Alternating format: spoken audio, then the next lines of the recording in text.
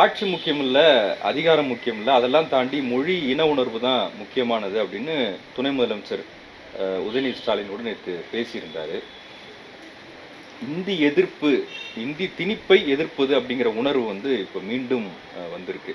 இது பாஜகவினர் சொல்றது என்னன்னா, இது இந்தி திணிப்பு கிடையாது, இந்தி கட்டாயம்னு சொல்லல. மூன்றாவது மொழி எது வேண்டுமானாலும் இருக்கலாம். அதை விருப்ப மொழியா தேர்ந்தெடுத்து படிக்கிறதுல என்ன பிரச்சனை அப்படின்னு கேள்வி எழுப்புறாங்க. எப்படி பார்க்குறீங்க?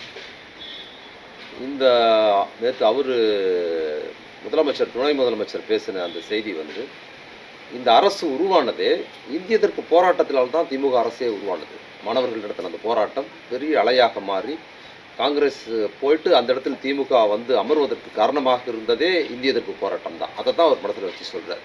அப்போ அவங்க ஆட்சியை உருவாக்குவதற்கு இங்கே என்ன காரணமாக இருந்ததுன்னா மொழி உணர்வு தான் காரணமாக இருந்தது. இந்தியை பிற மாநில மக்கள் மீது திணிப்பது யாருன்னு பார்த்தீங்கன்னா இந்திக்காரர்கள் யாருமே கிடையாது. உத்தரப்பிரதேசக்காரங்க வந்து என் மொழி நீங்கள் கற்றுக்கணும்னு அவங்க ஒன்றும் பெருசாக கொண்டு வரல. இன்னைக்கு கூட பார்த்தீங்கன்னா ஒன்றிய அரசில் இருக்கிற மோடி இவ்வளோ ஆர்வம் காட்டுவதற்கு காரணம் ஒரு குஜராத்தி. அமித்ஷா ஹிந்தி படிங்கன்னு நம்ம கூட ஃபைட் பண்ணுறாரு, அவரும் ஒரு குஜராத்தி.